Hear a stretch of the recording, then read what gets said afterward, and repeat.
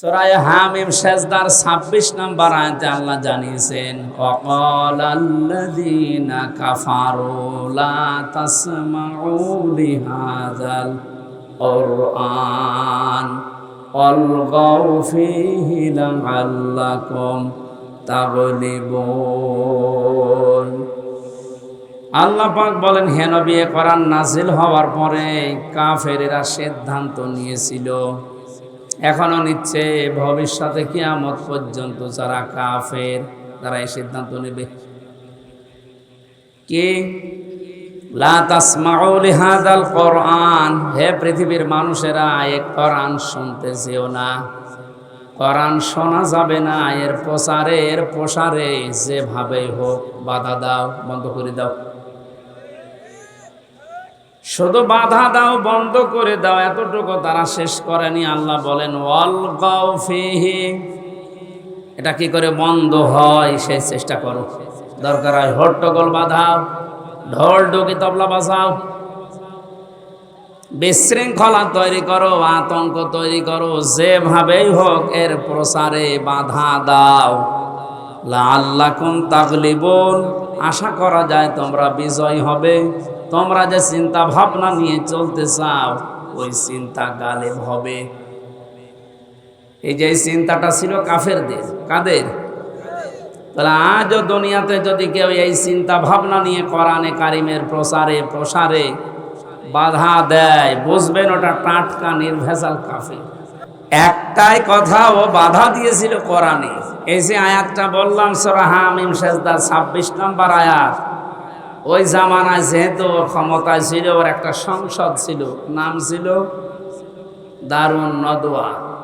ওই জায়গায় যে আইন পাশ করেছিল সেটা এইটা, যে সব চলতে দেওয়া যাবে, কোরআনের আলোচনা মুহাম্মদ যেখানে করবে ওইটা বাধা দেওয়া লাগবে। এই সিদ্ধান্ত কাফেরের। কার? এবার আমি একটু শক্ত কথা বলছি, কাফেরের জানাজা পড়া, দোয়া করা জায়েজ আছে? আপনারা মনে হয় আমার ভাষা বোঝেন না। কাফের মরে গেলে দোয়া করা জায়েজ আছে? জানাজা পড়া না। কেন বলেন তো? কারণ আল্লাহ তাকে মাফ করবে। বিশ্বনবী মুহাম্মদুর রাসূলুল্লাহ নিজে পর্যন্ত, তার চাচা কাফের ছিল। তার চাচা কাফের ছিল না? তিনি একবার দুইবার না, কবরের পাশে যে আবু তালিবের জন্য দোয়া করেছিলেন, আল্লাহ তুমি আমার চাচা আবু তালিবকে মাফ করে দাও। সঙ্গে সঙ্গে জিবরাইল এসে বলেছেন, হে নবী হাত নামান। কার জন্য হাত তুলেছেন? এই লোকটা আপনার চাচা, আল্লাহ ভালো করে জানে এটা দুঃসম্পর্কের, গিরাম সম্পর্কের চাচা না, এটা আপন চাচা, আল্লাহ তাও জানে। কিন্তু লোকটা তো মুশরিক। লোকটা কি? আরো জোরে বলে। সে আল্লাহ একজন আছে বিশ্বাস করত, কাবা ঘর আল্লাহর ঘর, এইটাও বিশ্বাস করত, কিন্তু আল্লাহর বিধানের সাথে, আল্লাহর শক্তির সাথেও শিরিক করত। ও মারা যাওয়ার সময় আপনি বারবার ওর কানের কাছে গিয়ে বলেছিলেন, চাচা, ইয়া আম্মি আবি তালিব, লা ইলাহা ইল্লাল্লাহ হাজ্জুল লাকা ইনদাল্লাহি ইয়াউমাল কিয়ামাহ, রাহুল বুখারী। হে নবী, আপনি বারবার তাকে বলছিলেন চাচা, জোরে বলার দরকার নেই, শুধু কানের কাছে মুখটা নিয়ে আস্তে করে বলেন লা ইলাহা ইল্লাল্লাহ মুহাম্মাদুর রাসূলুল্লাহ, বলা লাগবে না। শুধু আল্লাহর সাক্ষীটা আপনি দেন, রিসালাতের সাক্ষী আপনাকে দেওয়া লাগবে না, ওটা আমি নিজে সাক্ষী দিয়ে দেব। আপনি যদি আল্লাহর সাক্ষীটা যদি দিতে পারেন, আমি নবী মুহাম্মদুর রাসূলুল্লাহ কিয়ামতের দিন আপনার জন্য ঝগড়া করে জান্নাতে পৌঁছে দেব। পাশে দাঁড়িয়েছিল আবু জাহেল আর আবু সুফিয়ান, ডাক দিয়ে বলছিলেন, তা পড়বা, সারা জীবন বাপ দাদার ধর্ম অনুসরণ করলে এখন ভাতিজার নতুন ধর্ম গ্রহণ করে তুমি পরিবর্তন হয়ে যাবা, মানুষ তোমাকে মারা যাওয়ার পরে কলঙ্ক দেবে, মানুষ তোমাকে কাপুরুষ বলবে, ভীরু বলবে, বদনাম ছড়িয়ে যাবে। নবীজি বারবার মুখের দিকে তাকিয়ে বলছিলেন, চাচা আপনি একটু বলেন না কেন, আমার কানের কাছে মুখটা নিয়ে বলেন, একবার বলেন। এই লোকটার শেষ কথা ছিল, মুহাম্মদ তোমাকে ভালোবাসি। পড়তে পারলাম না, কারণ আমি মারা যাওয়ার পরে মানুষ আমার বদনাম করবে যে আমি ভীরু ছিলাম, কাপুরুষ ছিলাম। মারা যাওয়ার আগে অন্তত বাপ দাদার ধর্মে চুন কালি দিয়ে আমি তোমার নতুন ধর্ম গ্রহণ করেছি। আমি পারলাম না, তোমাকে ভালোবাসি ঠিক, কিন্তু তুমি আমারে মাফ করে দাও। ও লালমনিরহাটবাসী, কথাগুলো বিবেকের কান দিয়ে শোনেন তো। মাফ করার মালিক নবীজি কে? নবীজির মন খারাপ হয়ে গেল, সঙ্গে সঙ্গে কোরআনে কারিমের আয়াত নিয়ে ফেরেশতা জিবরাইল এসেছে, ইন্নাকা লা তাহদি মান আহবাবতা ওয়ালাকিন্নাল্লাহা ইয়াহদি মান ইয়াশা ওয়া হুয়া আ'লামু বিল মুহতাদিন। সূরা কাসস 20 নম্বর পারা 11 নম্বর পৃষ্ঠা 9 নম্বর লাইনের 156 নম্বর আয়াত। এটা তাফসিরে ইবনে কাসিরের ভেতরে পাবেন। আল্লাহ পাক বলেন, হে নবী আপনি মন খারাপ করেন কোন কারণে? হেদায়েত তো আপনার হাতে আমি দেইনি যে যাকে ভালোবাসেন, যাকে মনে করেন, ইচ্ছা করেন তারই দিয়ে দেবেন। এটা আমি আল্লাহ নিজের হাতে রেখেছি। আমি জানি হেদায়েত কারে দেওয়া লাগবে। এই লোকটা আপনার চাচা, আমি তো দেখতে পাচ্ছি। আপনি বারবার চেষ্টা করলেন, কিন্তু লোকটা তো মন নেই হেদায়েত নেওয়ার। এই জন্য আমি আল্লাহ ওকে হেদায়েত দেইনি, কারণ আমি আল্লাহ মানুষের মনের দিকে তাকিয়ে আছি, ওর মনটা কোন দিকে। এত কিছুর পরও আপনি যখন ওর কবরের পাশে দাঁড়িয়ে হাত তুলেছেন, আমি বাধ্য হয়েছি ফেরেশতা জিবরাইলকে দিয়ে আপনার হাত নামিয়ে দিতে। রামপুর বিভাগের মানুষেরা একটু ভাবেন যে নবী কোনোদিন হাত তোলা লাগে নাই, মনের ভেতরে কামনা আসলে দোয়া কবুল হয়ে যেত। উনি যদি দুনিয়া থেকে এক পা তুলতেন, সঙ্গে সঙ্গে আরো সে পৌঁছে যেত। আকাশের দিকে তাকিয়ে শুধু আঙ্গুলে ভাবে ইশারা দিয়েছিলেন, চাঁদ পর্যন্ত 2 টুকরা হয়ে গেছে। জীবিত অবস্থায় যদি বলেছেন হ্যাঁ, তামাম দুনিয়ার মানুষের জন্য এটা হালাল হয়ে গেছে। যদি বলেছেন না, তামাম দুনিয়ার মানুষের জন্য এটা হারাম। কত বড় পাওয়ার ছিল বলেন তো তার। এই মানুষটা নিজের চাচা মুশরিক, এজন্য আল্লাহ দোয়া ফেরত দিচ্ছে, কবুল হচ্ছে না। অথচ আমাদের এই দেশে টাটকা কাফের মুশরিক মরে যায়, আর আমরা দোয়া করে গরু জবাই করে ওরে জান্নাতে দিয়ে আসি। মনে হয় যে কন্ট্রাক্টরে নিয়েছে। জান্নাত তো হুজুরের বাবার নাকি? এই পুরাটা একেবারে ধোঁকাবাজি ছাড়া কিচ্ছু না। কাফেরের জন্য, মুশরিকের জন্য দোয়া করা দূরের কথা, ওর কবরের পাশে দাঁড়ানো যায়। এটা তো আমি বানালাম, বলছেন না। সূরা তাওবা 10 নম্বর পারা 19 নম্বর পৃষ্ঠা। কিচ্ছু লাগবে না, আপনি এখানে ভালো করে বসে আমাদের তাকিয়ে থাকেন তো, কিচ্ছু লাগবে। 1 ঘন্টা একেবারে এইভাবে স্টপ হয়ে থাকে।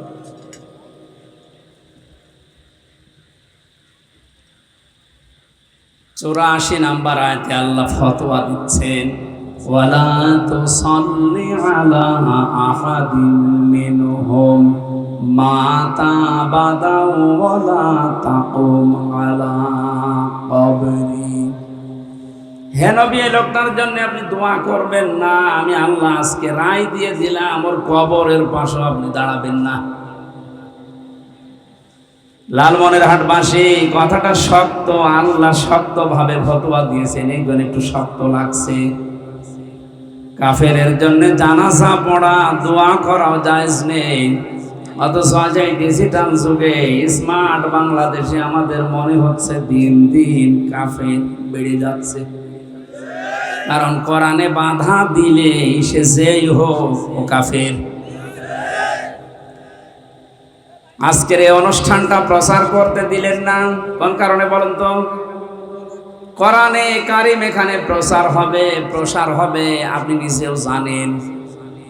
তারপরও প্রতিহিংসার বশবর্তী হয়ে হিংসা করে অহংকার করে যারা এই কাজ করতে দিলেন না, আপনি আর যাই মনে করেন সূরা হামিম সেজদার 26 নম্বর আয়াত অনুযায়ী আপনি কাফের হয়ে গেছে।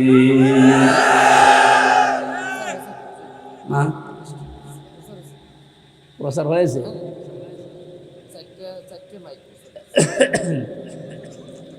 কেউ যদি বাধা দিয়ে থাকেন সে তাওবা করবেন, নয়তো আপনার ঈমান নসিব হবে না, আপনি বেঈমান হয়ে মারা যাবেন। দ্বিতীয় নম্বর, কোরআনে কারীম এই পৃথিবীতে নাজিল হওয়ার পরে আজকের দিন পর্যন্ত কোরআন শুনতে এসেছে অনেকেই, বিশ্বাস করেছে কোরআনে কারীম আল্লাহর কিতাব, কিন্তু যখনই দেখে যে না এগুলো আমাদের প্র্যাকটিক্যাল লাইফের সাথে মিলে না, এগুলো আমাদের জীবন চরিত্রের সাথে মিলছে না, ওই মানুষগুলো তখন আস্তে করে পেছন দিক থেকে কেটে পড়ে। আল্লাহর ভাষা এরা টাটকা মুনাফিক। এটা এলাকায় নেই না, আপনি আন্দাজে বলেন। কেউ যদি চলে না যায় আপনি মুনাফিক বলতে পারেন। এখন দেখেন যেটা উঠে চলে যাবে ওইটা কি না, তাই বলে প্রয়োজন থাকলে যাওয়া দরকার আছে। وَإِذَا قِيلَ لَهُمْ تَعَالَوْا إِلَى مَا أَنزَلَ اللَّهُ وَإِلَى الرَّسُولِ رَأَيْتَ الْمُنَافِقِينَ يَصُدُّونَ عَنكَ صُدُودًا। সূরা নিসা 5 নম্বর পারার 7 নম্বর পৃষ্ঠার প্রথম নম্বর লাইনের 61 নম্বর আয়াত। এটা ফি জিলালিল কোরআনে আছে। নবী হে, ওয়াইদা কিলা লাহুম তাআলাউ ইলা মা আনজালাল্লাহু ওয়া ইলার রাসূল, দুনিয়ার মানুষকে যখন আপনি বলবেন আসো আল্লাহর বিধান কি আছে শোনাই, রাসূলের তরিকার দিকে আসো, আপনি দেখবেন রাআইতাল মুনাফিকিনা, অন্তরের ভেতরে যাদের গুড় আছে, বক্ষতা আছে, মুনাফিকি আছে, নেফাক আছে, ইয়াসুদ্দুনা আনকা সুদুদা, মানুষগুলো আস্তে করে পেছন দিক থেকে কেটে পড়বে। আমার মনে হয় এর চাইতে স্পষ্ট ভাবে ভেঙে ভেঙে বলা আমার দ্বারা সম্ভব না। তাহলে কোরআন বিশ্বাস করে শুনতেও আসে, কিন্তু বাস্তবতার সাথে যখন ওর মিলতে চায় না তখন কেটে পড়ে। এই ধরনের মানুষকে আল্লাহর নবী আল্লাহ পাক বলেন মুনাফিক। আর মুনাফিকেরও জানাজা দোয়া করা জায়েজ নেই। এটা সূরা তাওবার সূরা 80 নম্বর আয়াতটা আব্দুল্লাহ ইবনে উবাই সম্পর্কে নাযিল হওয়া দলিল। 3 নম্বরে আল্লাহ পাক বলেন কোরআন নাযিল হওয়ার পর থেকে কিয়ামত পর্যন্ত শুনবে 3 নম্বরে তারা হচ্ছে মুমিন। তারা কি? ইন্নামাল মুমিনুনা আল্লাযীনা ইযা যুকিরাল্লাহু ওয়াজিলাত কুলুবুহুম। হে নবী, এই দুনিয়াতে মুমিন তো তারা যাদের সামনে আল্লাহর নাম উচ্চারণ হলে তাদের অন্তরাত্মা কেঁপে ওঠে। ইয়াদের তাফসীর করতে গিয়ে তাফসীরে কোরআন বিল কোরআন আমি দেখেছি বাইজাবের ভেতরে আছে। এই যে 2-3 দিন আগে চলে গেল কোরবানি, এই কোরবানি যদি দুনিয়াতে কেউ কবুল করাতে চায় পৃথিবীর ময়দানে তার 4টা গুণ থাকা লাগবে। যারা এলাকায় কোরবানি দিয়েছেন আপনি দেখেন তো আপনারটা আল্লাহর আরশে পৌঁছিয়ে গেল কিনা। ওয়ালিকুল্লি উম্মাতিন জাআলনা মানসাকান, আল্লাহ পাক বলেন প্রত্যেকটি জাতির জন্য আমি কোরবানির এই বিধান এটা দিয়েছিলাম, শুধু তোমাদের জন্য দিয়েছি তা না। দুনিয়া তৈরি হওয়ার পর থেকে এখন পর্যন্ত, এখান থেকে কিয়ামত পর্যন্ত এই বিধান থাকবে।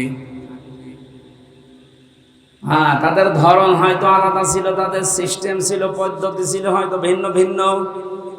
আদম আলাইহিস সালামের জামানা থেকে কোরবানি চলে আসতেছে। ওয়াতলু আলাইহিম নাবা আবনাই আদম বিল হক, এটা সূরা মায়েদার 26 নম্বর আয়াতের প্রথম অংশ। হে নবী, আপনি আদম আলাইহিস সালামের 2 সন্তানের কাহিনী সঠিকভাবে আপনার উম্মতদের সামনে তুলে ধরেন। তার সন্তানেরা হাবিল আর কাবিল কোরবানি দিয়েছিল। ওদের সিস্টেম ছিল চাটিয়াল ময়দানে কোরবানি জবাই করে রেখে আসতো পশু। যার টাকা হালাল, যার কর্মজীবন হালাল, আগুনের ঝলক আকাশ থেকে সেটা পুড়িয়ে ফেলতো। আর যার 2 নাম্বার টাকা, ওটার পোড়াতো না, ওইভাবে থেকে যেত। এবার বলেন তো এই আয়াত অনুযায়ী যেটা মাসলা বের হয়, এই শরীয়ত যদি এখন উম্মতি মুহাম্মদী আমাদের উপরে থাকতো, বাংলাদেশে কত কোরবানি পড়ে থাকতো বলেন? আমার তো মনে হয় 100 জনের 95 জনেরটা পড়ে থাকতো।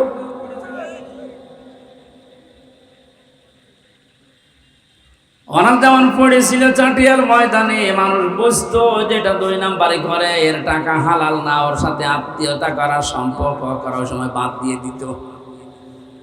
আল্লাহ আমাদের বাঁচিয়েছে যে ওই শরীয়তটা আমাদের উপরে নেই। ইব্রাহিম আলাইহিস সালামের পর থেকে যে পশু কোরবানি করার যে নিয়ম, এটা চলে আসছে। আল্লাহ রাব্বুল আলামিন নবী ইব্রাহিমকে এই পৃথিবীতে 50টা পরীক্ষা করেছিলেন, তার ভেতরে কোরবানি একটা। তার ঈমান সম্পর্কে পরীক্ষা ছিল 10টা, আমল সম্পর্কে পরীক্ষা ছিল 30টা, আর তার শরীরের ভেতরে 10টা পরীক্ষা আল্লাহ নিজে নিয়েছিলেন। ওরা জীবনী পড়ে দেখেছি, পড়া কোরআন শরীফের ভেতরে ইব্রাহিম নবী আলাইহিস সালামকে আল্লাহ 50টা পরীক্ষা করেছেন, আর প্রত্যেকটা পরীক্ষায় তিনি উত্তীর্ণ হয়েছিলেন। আল্লাহ তাকে যে বিশাল একটা লকব দিয়েছেন, লিন্নাসি ইমামা। হে ইব্রাহিম, আমি তোমাকে মানব জাতির জন্য নেতা বানিয়ে দিলাম। এটা খেলা করার জন্য দেয়নি, পরীক্ষা দিয়ে তিনি পাশ করেছেন, এরপরে আল্লাহ লকব দিয়েছেন। এখান থেকে একটা মাসলা বের হয়, আমি বলবো। জাতির পিতা হযরত ইব্রাহিম নবী আলাইহিস সালাম 50টা পরীক্ষা দিয়ে পাশ করার পরে আল্লাহ তাকে লকব দিলেন, আলা ইন্নী জাইলুকা লিন্নাসি ইমামা। হে ইব্রাহিম, আজকের এই দিন থেকে আমি তোমাকে মানব জাতির নেতা বানিয়ে দিলাম। সঙ্গে সঙ্গে নবী ইব্রাহিম আল্লাহকে বলেছিলেন, ক্বালা ওয়া মিন যুররিয়াতি। হে মাবুদ, এটা কি শুধু আমাকেই দিয়েছো? এই যে নেতৃত্ব দেওয়া, নেতা হওয়া, গাইডলাইন দেওয়া মানুষকে, এই গুণাবলী, এই গুণাগুণ, এই যোগ্যতা, এটা কি শুধু আমি পেলাম, নাকি আমার সন্তান আদি দুনিয়ায় যারা কিয়ামত পর্যন্ত আসবে, আমার সন্তানদের ভেতরে এরাও কি মানুষের নেতৃত্বের নেতা হওয়া, প্রতিনিধিত্ব করা, এটা পাবে? আল্লাহ সঙ্গে সঙ্গে জবাব দিয়েছেন, ক্বালা লা ইয়ানালু আহদিজ যালিমিন। এখানে যারা আলেম আছে, বিশেষ করে আরবি গ্রামার জানে, তারা বলেন তো ইয়ানালু এটা মোজারে, বর্তমান, ভবিষ্যৎ, প্রেজেন্ট, ফিউচার। আহদিজ যালিমিন, আল্লাহ জালিম না দিয়ে যালিমিন বহু বচন দিয়েছেন। আমার তো মনে হয় পৃথিবীতে হেদায়েত পাওয়ার জন্য, মানুষের মন পরিবর্তনের জন্য দুনিয়ার কিছু লাগবে না, শুধু কোরআনই যথেষ্ট। প্রতিটি শব্দের ভেতরে আপনি দেখবেন কিছু না কিছু লুকিয়ে আছে। আল্লাহ বলেন, ক্বালা লা ইয়ানালু আহদিজ যালিমিন। হে ইব্রাহিম, তুমি দোয়া করলে, আমার কাছে জিজ্ঞাসা করলে যে নেতৃত্ব দেওয়ার গুণাবলী, নেতা হওয়া, প্রতিনিধিত্ব করা, গাইডলাইন দেওয়া, এটা কি শুধু তুমি একা না, তোমার সন্তান আদিরাও পাবে? হ্যাঁ, তোমার সন্তানদের ভেতরে গুণাগুণ পাবে, কিন্তু জালেমদের জন্য এর ওয়াদা আমি আল্লাহ দিলাম না। কোন জালেম দুনিয়ায় নেতৃত্ব দিতে পারবে না। এই ফতোয়া তো আমার। বলেন, জালেমের জন্য নেতা হওয়া জায়েজ নেই, তার আল্লাহর পক্ষ থেকে নিষিদ্ধ।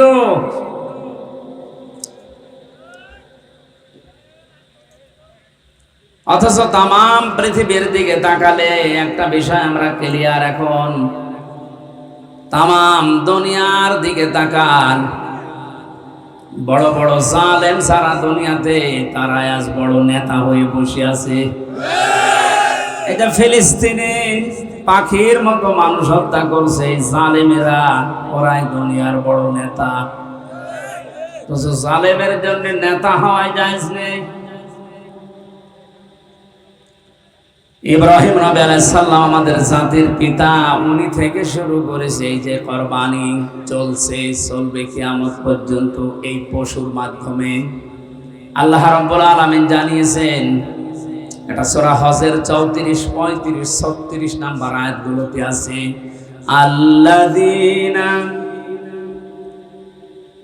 ইযা যুকিরাল্লাহু ওয়াজিলাত কুলুবুহুম ওয়াস-সাবিরিনা আলা মা আসাবাহুম ওয়াল মুকিমিস সালাতি ওয়া মিম্মা রাযাকনাহুম ইউনফিকুন। একটু খেয়াল করে মিলান তো আপনার পেছনেরটা। এই যে 2-3 দিন ধরে যা করলেন, এই কোরবানিটা আসলেই কবুল হলো কিনা, নাকি টাকাগুলো সব খালি গোশতের ভেতরে চলে গেল? এক নম্বরে যাদের সামনে আল্লাহর নাম, আল্লাহর আয়াতের কথা, আল্লাহর বাণী উচ্চারণ করলেই তারা ভয়ে কেঁপে ওঠে, না জানি এগুলো আমার জীবনে আছে কিনা, আমি তো এগুলো মানতেও পারি না।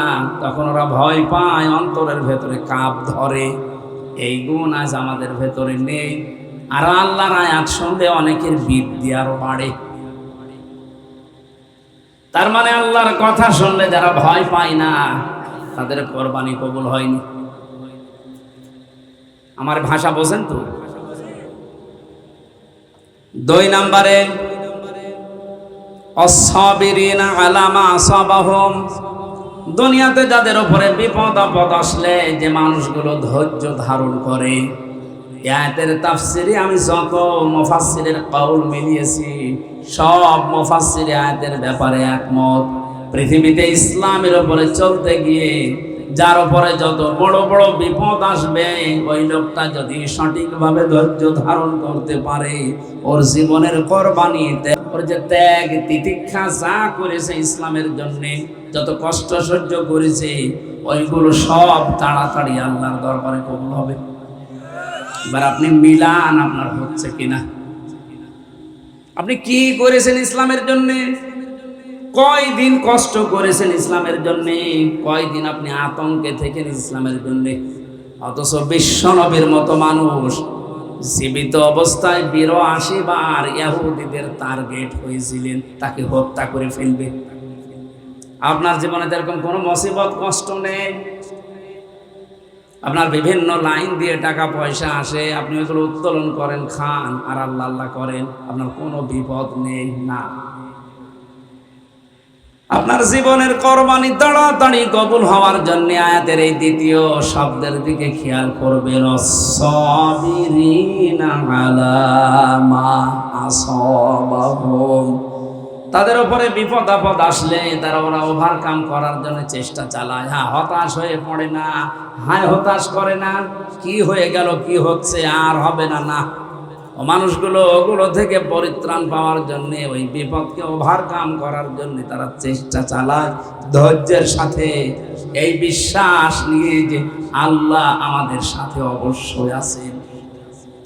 কোরআনে কারিমে আল্লাহ বারবার আমাদের জানিয়েছেন, ইন্নাল্লাহা মা'আস সাবিরিন, অবশ্যই আমি আল্লাহ সবের যারা ধৈর্যশীল তাদের সাথে আছি। আপনি পুরা কোরআনে এমন কোন কথা পাবেন, ইন্নাল্লাহা মা'আজ জালিমিন, আমি জালেমদের সাথে আছি? বলেন নেই। 2-3 দিন আগে যেহেতু এই বিধানটা আমাদের এখনো পর্যন্ত চলমান চলে যাচ্ছে, আপনি একটু মিলিয়ে দেখবেন, যদি কবুলই না হয় তাহলে আপনি দিলেন কেন? আপনি ওই টাকাগুলো দিয়ে গরু জবাই করে যদি গোশত খাওয়ারই উদ্দেশ্য হতো, আমার মনে হয় 1 বছর ওই টাকা দিয়ে আপনি গোশত খেতে পারতেন।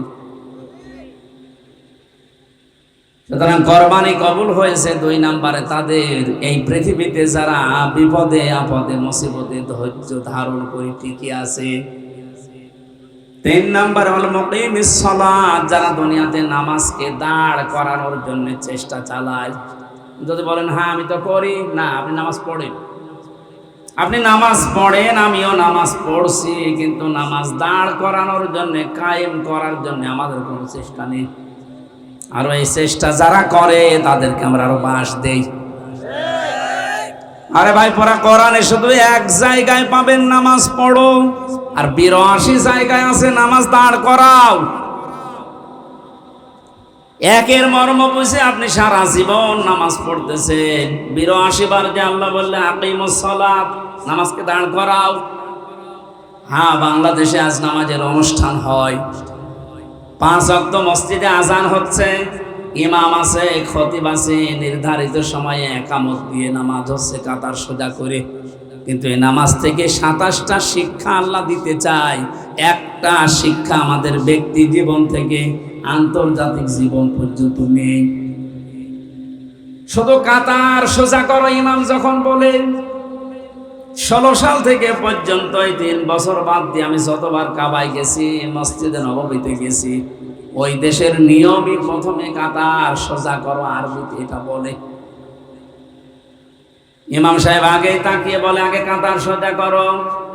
ওই সময় 16 সালেও বুঝি নাই, 17, 18, 19, 20 চলে গেল, আমার বুঝে আসে নাই।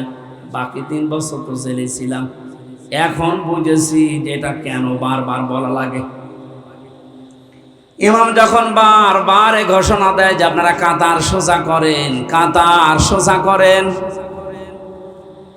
আমি যতটা বুঝি এই শব্দের দ্বারা, সত্যি যদি মানুষ এখান থেকে শিক্ষা নিত যে কাতার আমাদের সোজা করা লাগবে। এই কাতারের ভেতরে আমাদের রাজনৈতিক মতপার্থক্য থাকতে পারে, এক একজনের এক একটা আদর্শ আছে, কিন্তু এখানে আল্লাহর একটা বিধান পালন করা হবে, সেটা সেজদা। সেটা কি বলেন বলেন?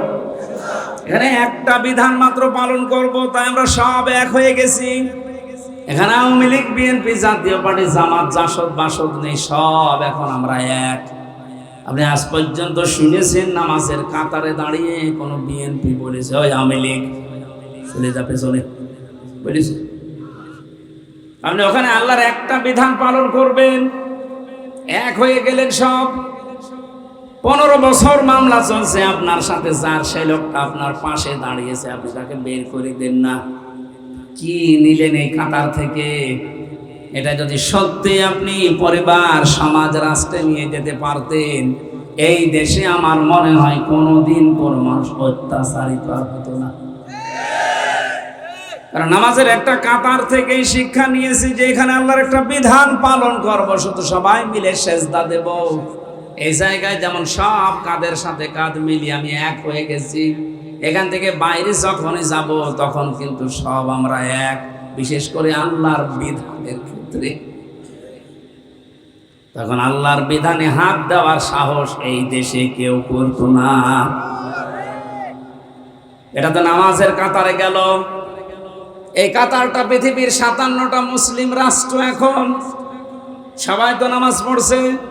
যদি এই শিক্ষাটা নিত যে আমরা সব এক, তাহলে ফিলিস্তিন আমার মনে হয় স্বাধীন হয়ে যেত। ওখানে অত্যাচার করার সাহস কেউ পেত না, কারণ আমরা সবাই কাতার সোজা করে ফেলেছি। হচ্ছে না। কোরবানি কবুল হওয়ার জন্য নামাজকে আজ দাঁড় করাতে হবে আমাদের। নামাজের পঠিত বিষয় থেকে 25টা, আর নামাজের অনুষ্ঠান থেকে 27টা। এই 52টা শিক্ষা আল্লাহ আমাদের জীবনে দিতে চান। কিয়ামত পর্যন্ত হায়াতে নামাজ পড়িয়েই যাচ্ছি, একটা শিক্ষাও নিতে পারি না, আপনার কোরবানি কবুল হচ্ছে না। 4 নাম্বারটা আরো কঠিন। وَمِمَّا رَزَقْنَاهُمْ يُنْفِقُونَ। আল্লাহ পাক বলেন, হে নবী, দুনিয়াতে যার যতটুকু সামর্থ্য আছে, ওই টাকা পয়সা বলেন, অর্থ সম্পদ বলেন, তার মেধা, যোগ্যতা, তার ক্ষমতা, তার প্রভাব প্রতিপত্তি, যার যতটুকু আছে সে যেন আল্লাহর জন্য, মানবতার জন্য ব্যয় করে। আপনার কতটুকু ব্যয় হচ্ছে? আপনার যোগ্যতা, আপনার মেধা, আপনার ক্ষমতা বলেন।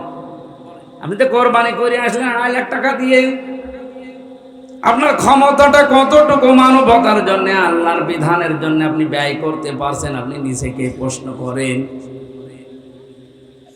এখানে মিম্মা রাযাকনাহুম ইউনফিকুন, রাযাকা মানে শুধুমাত্র ক্ষীর না, শুধুমাত্র রুটি না, খাবার না, ভাত না, যে যেখানে আছে জীবন চালাতে যা লাগে ওইটাই তার রিজিক। চেয়ারম্যানের রিজিক হচ্ছে তার এই ইউনিয়নের ক্ষমতাটা, ওসি সাহেবের রিজিক তার থানায় যে পাওয়ার যে চেয়ারটা আছে ওইটা, প্রধানমন্ত্রীর ক্ষমতা সারা বাংলাদেশের 18 কোটি মানুষের উপরে যেটা, এইটা। সুতরাং যে যেখানে আছি আমার এই রিজিক যেন আল্লাহর জন্য, মানবতার জন্য ব্যয় হয়। আর ভাই কারো উপরে জিজ্ঞাসা করে রাগঝাল না করে নিজের সাথে মিলালেই তো পারেন। এই 4টা গুণ যাদের ভেতরে পাওয়া যাবে তাদের কোরবানি আল্লাহ বলেন কবুল হয়ে গেছে। অবাশিরিল মুখবিতিন, এই আয়াতের আগের শব্দ। হে নবী, আপনি যে মানুষগুলো বিনয়ী, মুখবিত যারা, এদেরকে আপনি সুসংবাদ দেন যে তাদের জীবনের ত্যাগ তিতিক্ষা কোরবানি আল্লাহ কবুল করে নিয়েছে। আল্লাহ আয়াতটা আমাদের বাস্তব জীবনে মেনে চলার তৌফিক দাও, বলেন আমিন।